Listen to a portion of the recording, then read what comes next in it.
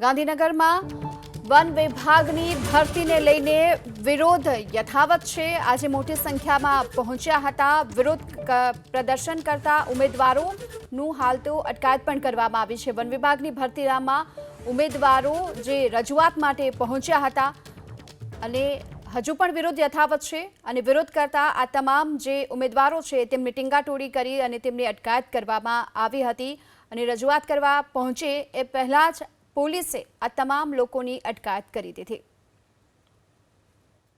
1.5 થી 2 મહિનાથી સરકારશ્રીને રજૂઆતો કરી વારંવાર બધી કચેરીઓના ધક્કા ખાધા છતાં પણ અમારી જે માંગણીઓ છે એ સ્વીકારવામાં આવી નથી। ત્યારબાદ અમે અમારા જનપ્રતિનિધિઓ ધારાસભ્યશ્રીઓના પણ 46 જેટલા લેટરો આપેલા છે, છતાં પણ સરકાર અમારો અવાજ સાંભળવા તૈયાર નથી, જેથી કરીને આજે અમારે આંદોલનનો રસ્તો અપનાવવો પડ્યો છે। તો સરકારશ્રીને હજી પણ નમ્ર અપીલ છે અમારી જે માંગણીઓ છે એ સ્વીકારવામાં આવે અને મહેકમ મુજબ જે 500 થી 700 ખાલી જગ્યા પડેલી છે એ અમારી ચાલુ ભરતીમાં વધારી દેવામાં આવે, જેથી કરીને અમારી સાથે જે અન્યાય થયો છે એ તમામ ઉમેદવારોને લાભ મળે અને અમારી મહેનત છે એ સફળ જાય। 48 જેવા લેટર પેડ અમે એકઠા કરી અને 5 અલગ અલગ શાખામાં અમે જમા કરાવી દીધા છે।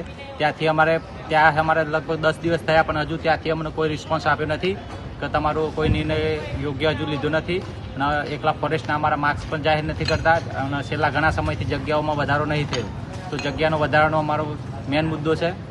અમે આ છેલ્લી વખત અપીલ કરેલી છે। હવે પછી જો અમારું આ ન્યાય નહીં મળે તો અમે જો આંદોલનની શરૂઆત છે, જો હજી બી અમારી માંગણી સ્વીકારવામાં નહીં આવે તો આનાથી પણ ઉગ્ર અમે આંદોલન કરીશું।